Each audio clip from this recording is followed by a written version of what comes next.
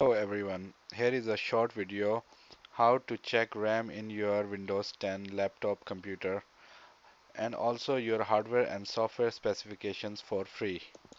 First step is go left side corner here, the Windows cursor, right click and go to the system. Now you can see installed RAM over here 8 GB.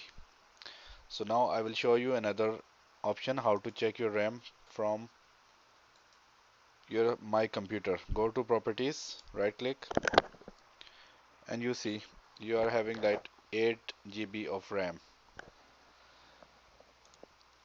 and it also shows the processor Intel Core i5 and 2.4 gigahertz Windows 10.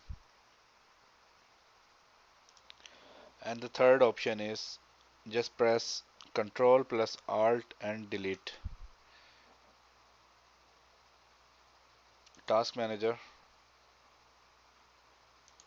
go over here, Performance. Now you can see memory. You are having total of 8 GB memory and usage is 4.7 GBs.